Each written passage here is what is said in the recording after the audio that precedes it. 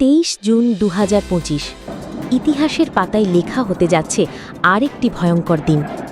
যুক্তরাষ্ট্র আজ ভোরে সরাসরি আক্রমণ চালিয়েছে ইরানের 3টি পারমাণবিক স্থাপনায়, নাতাঞ্জ, ইস্ফাহান আর ফর্দ। বিস্ফোরণের শব্দে কেঁপে উঠেছে পুরো ইরান। ইরান বলেছে এটা যুদ্ধ ঘোষণা। তাদের ভাষায়, আমরা চুপ থাকব না। সময়, জায়গা আর ধ্বংসের মাত্রা সব নির্ধারণ করবে তেহরান। এদিকে ইসরায়েলও পাল্টা আঘাত এনেছে, দাবি করেছে তারা ইরানের এক শীর্ষ সামরিক কমান্ডারকে হত্যা করেছে। তেল আবিব, হাইফা সব শহরে বাজছে সাইরেন। আতঙ্কে মানুষ বাংকারে পালাচ্ছে। যুদ্ধ এখন আর সীমিত নয়। যুক্তরাষ্ট্রের সরাসরি অংশগ্রহণ, ইরানের হুমকি, ইসরায়েলের প্রতিক্রিয়া আর সেই সঙ্গে চীন, রাশিয়া, তুরস্ক সকলেই নজরে রেখেছে এই রক্তময় সংঘর্ষ।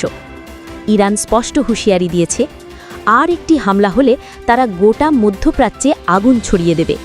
হামাস, হিজবুল্লাহ, হুথি সব জঙ্গি গোষ্ঠী সক্রিয় হবে। বিশ্ব এখন টানটান উত্তেজনায়। বিশেষজ্ঞরা বলছেন, যদি এখনই থামানো না যায়, এই যুদ্ধ গড়াতে পারে তৃতীয় বিশ্বযুদ্ধে। এখন প্রশ্ন একটাই, এই আগুন থামবে না ছড়িয়ে পড়বে গোটা বিশ্বে? মানবতা কি বাঁচবে, না পৃথিবী আরেকবার ছিন্ন ভিন্ন হবে?